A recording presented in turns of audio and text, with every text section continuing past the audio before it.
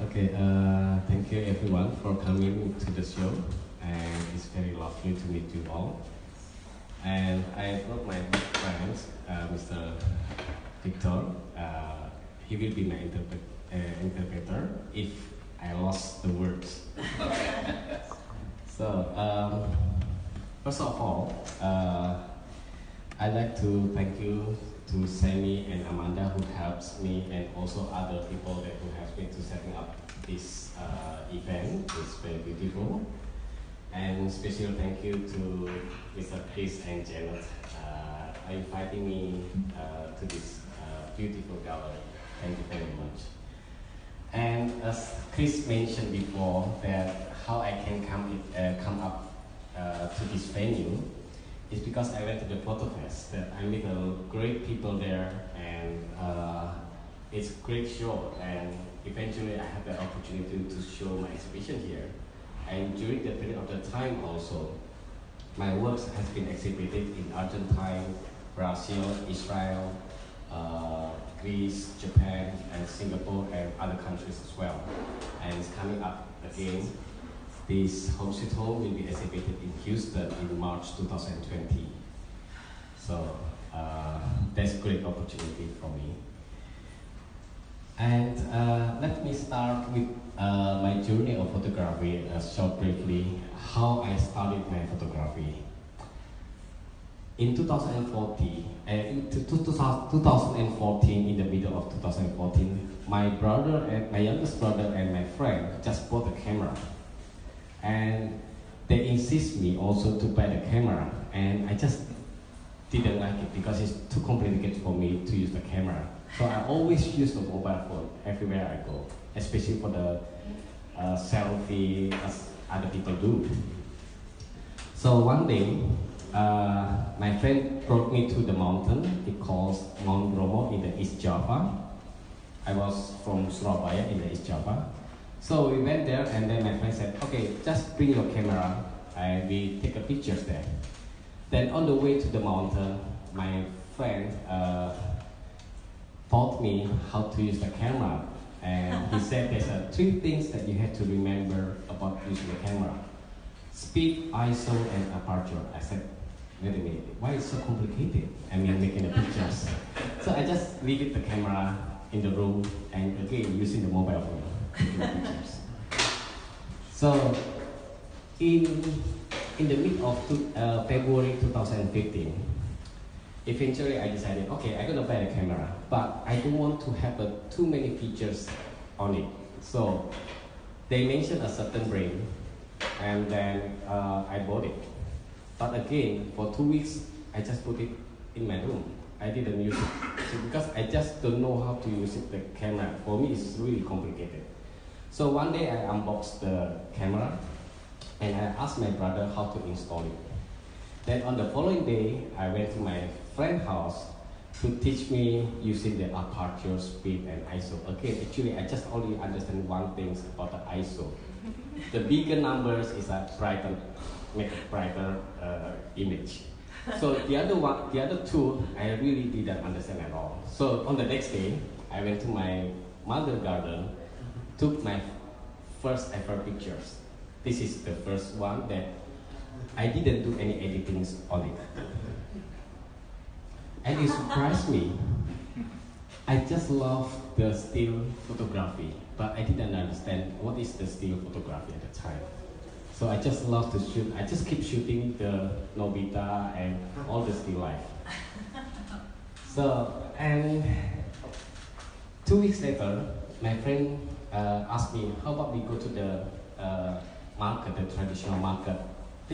It's very exciting me because this is the first time I go to the public and have a photo hunting.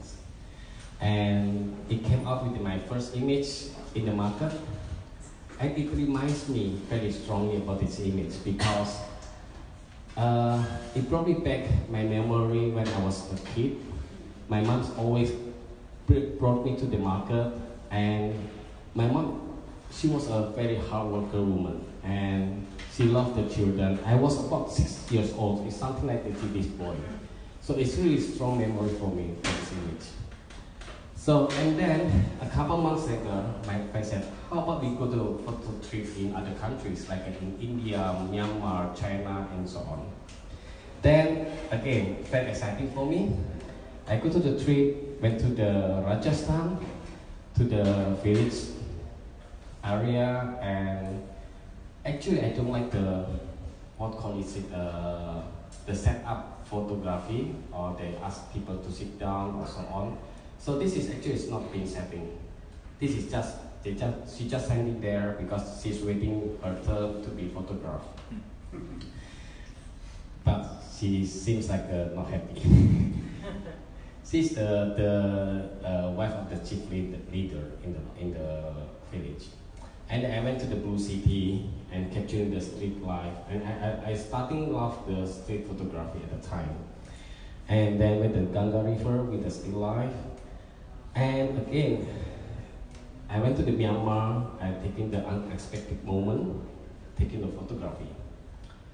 One thing that for me to take the landscape photography is very hard for me. The reason is I'm not a morning person. So if I have to wake up early in the morning, I have to make sure I'm not wasting my bedtime. So here is very early in the morning. I have to wake up. So, and then sometimes I have to stay late to get the pictures of the Wumin monastery in China, Sichuan. And this is during the day, the Wumin monastery. And this is having rated as a top 7% Magnum photographic works. And has been featured in the National Geographic Traveler, as well as my trip for the India, the Holy Festival in Indonesia. So after that, coming back to my hometown, about 6 months, I'm doing the photo trip in other countries. Then I was thinking, why I'm not coming back shooting my own country? Because I believe there's so many stories behind it that we can dig it on in each part of, especially my hometown. And easier for me, I don't have to travel, I don't have to pay the flight to go there. Or, yeah, that's the easiest way. And you can have a long-term project. So I coming back to the traditional market, it calls Pabean. There's a 100 years old market, and I met this living legend. He was 90 years old, and he was originally from China, and about 70 years, over 70 years, he has been living in the market. And over about 50 years, he works as a barbecue pork seller, living in the quite small house with the 8 children inside and 5 maids. You can see his house is actually, wait a minute, I think his house, is it here? Oh, I think on the book. Yeah, his house is on this, the home sweet home. And I was amazed. I mean, how people live in this very small house with the pork on the top. They put the rail or log and put the pork, chicken and ducks and so on. It just amazed me. And then I keep coming to the houses every time I go to the market. And every time I do the documentation of the people, I always coming back to them, say thank you. Either I give a pictures or I buy their stuff if they're selling stuff to accept my contributions, or I make a family for having dinner and giving the books to them. And this is my first monograph. I give you the video behind the scene.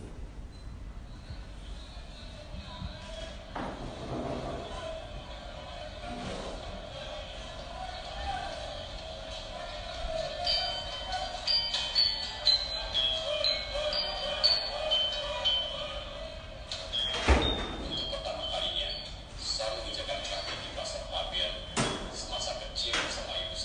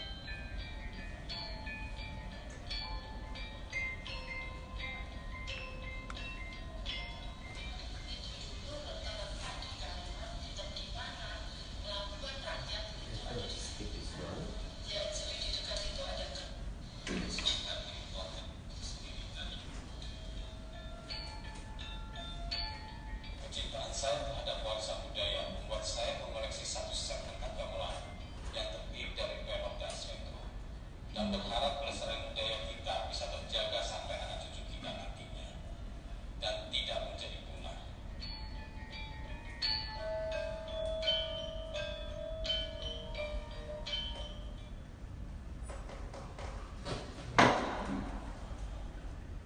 Then, after I'm completing my first monograph, and I keep coming still to the market, and then I visited the houses, and I didn't know at the time why I'm kind of interested taking this kind of the images in the houses, and after I keep talking to the people who lives there, including the mother. I give her her portraits that I shoot before, and then she let me in to meet her husband. And unfortunately, both of them died. And I remember at the time before I'm shooting my second project, this is the first image. If you compare this image with the next one in the next door, you can see the difference on the image is this one. That's disappearing after the fathers died. So when I took that pictures, the father has passed away, and those images has been taken away. Then again, I get a lot of story from the owner of the house, and excited me because firstly, I was the third generation in Indonesia as a Chinese ethnics. And my grandparents were from China, and I was born in Makassar in the South Sulawesi, and then I grew up in Surabaya in the East Java Island. So that's why the images here is in the two cities in Surabaya and Makassar. So again, there's so many stories from each houses, because I'm not just only taking the pictures and then just go home and do nothing. And I just want to listen the story from them. So what's the challenge making these images?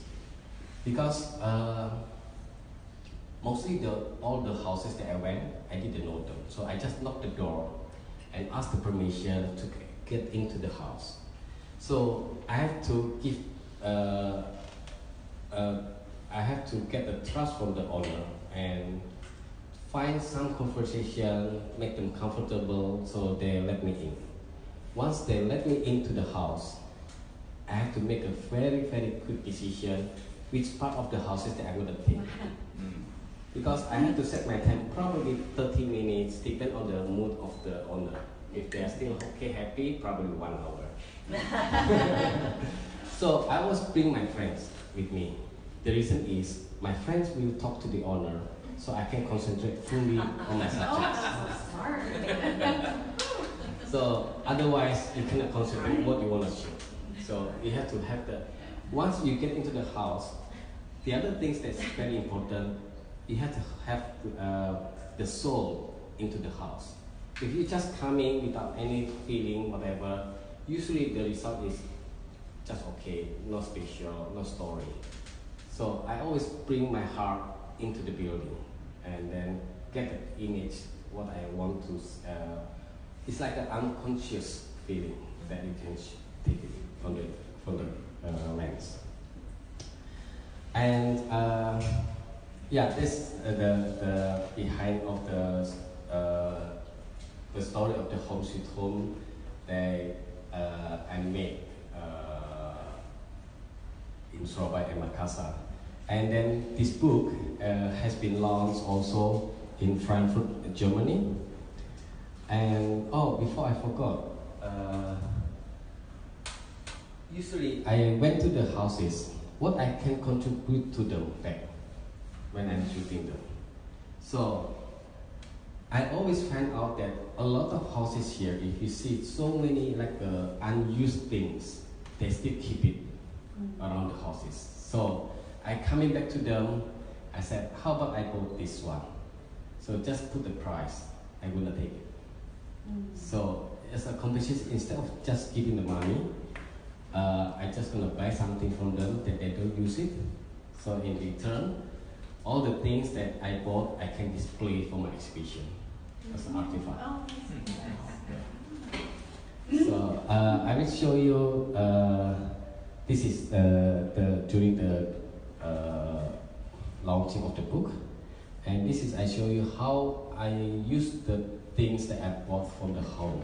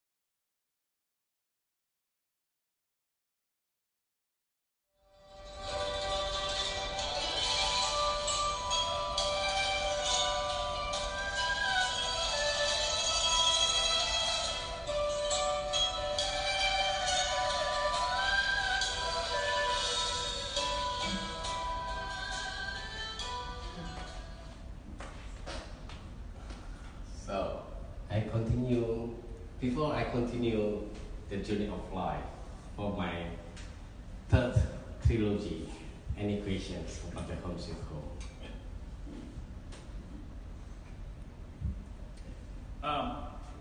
You said that you knock on people's doors to then ask to come in.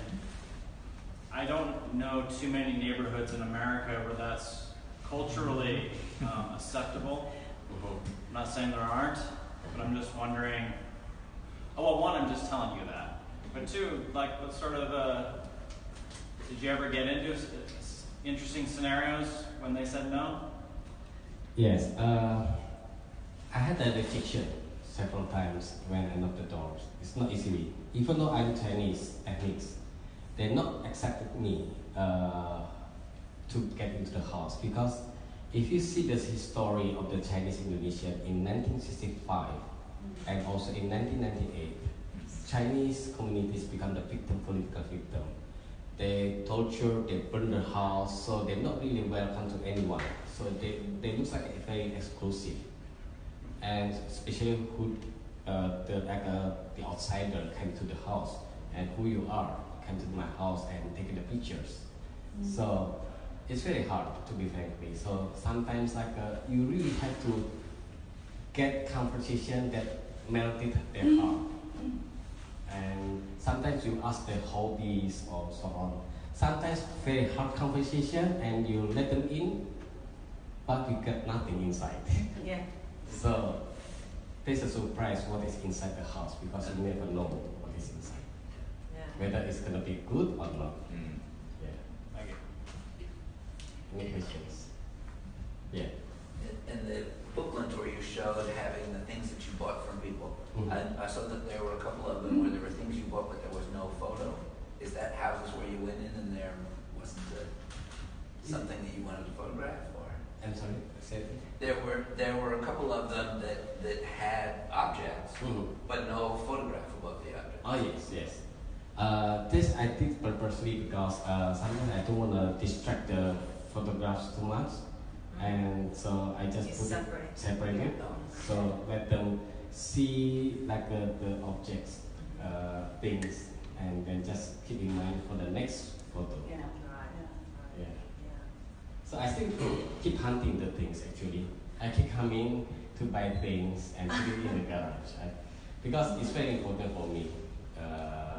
But I try to find something unique, and sometimes it's the dirty things. I never wipe it out. I just leave it like that because it's very authentic for me. I was noticing that there was a big glass carboy and you could see the dust on it, and it was very moving to see the just keep in the box properly. I told them that carry carefully, don't clean it up at all. Yeah, Yes. yeah. It's so interesting. Yes. How do you select the homes? Is it a certain kind of neighborhood you go to? Is there a certain level of income that you expect the people to have?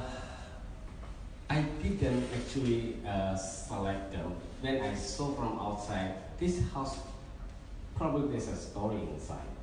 So it just like a gut feeling.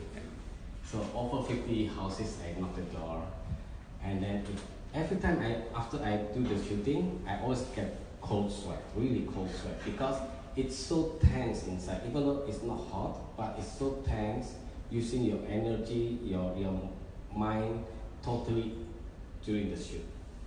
And yeah, I didn't knowing whether they are rich or poor. And the rich one is actually, to be frankly, is more difficult because they really said, wait a minute, don't mention my name, don't put the address on my image, something like that. There's very, very wealthy one that on my book, and he reminds me that don't put the specific location of my home. I said, okay, don't worry. So I saw on the other side there were rather luxurious homes, yes? Yeah, there's like the golden age that Yes. they used to be very rich family Yeah. from the Dutch colonial house. Yeah, that's one of them that's quite difficult, and I went there with my friends, and then first time, to be frank, it's very hard to negotiate with him. I said, for what? We just talking in front of the garden. I mean, we cannot really get into the podium.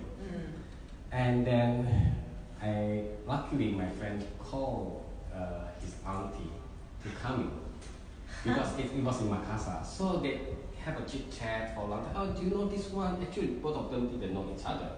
But because they make a conversations, and then eventually, okay, they let me in. Wow. So they let me in actually until, I remember, until the kitchen. Then after the kitchen, he went back to the auntie, and I just go around, including the working area, the bedroom, and so on, without any assistance from him. Thank you.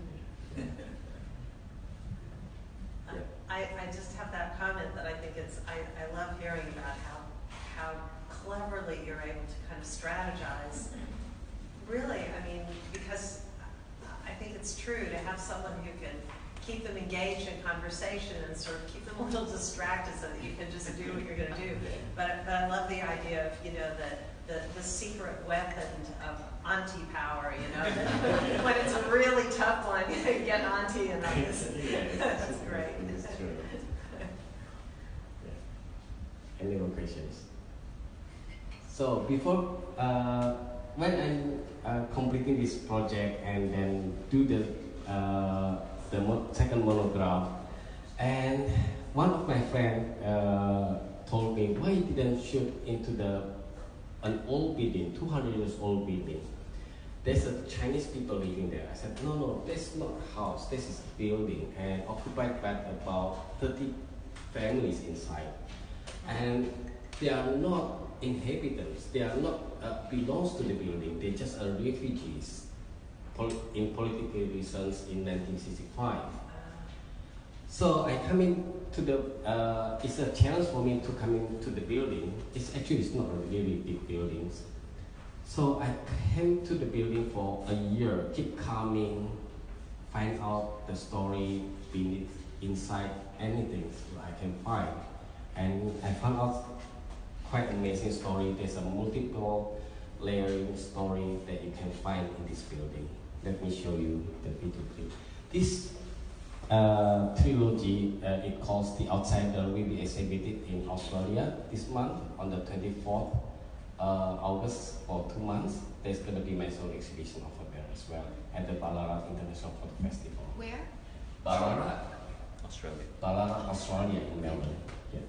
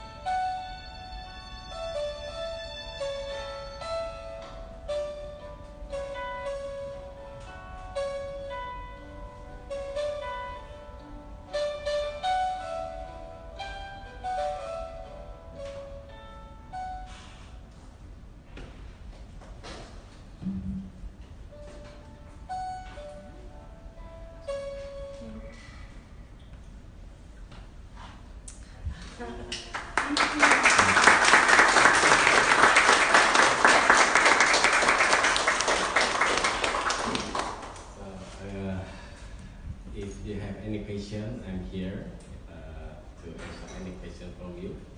And again, thank you very much for coming. It's very pleasant and very lovely to meet you all. Thank you for the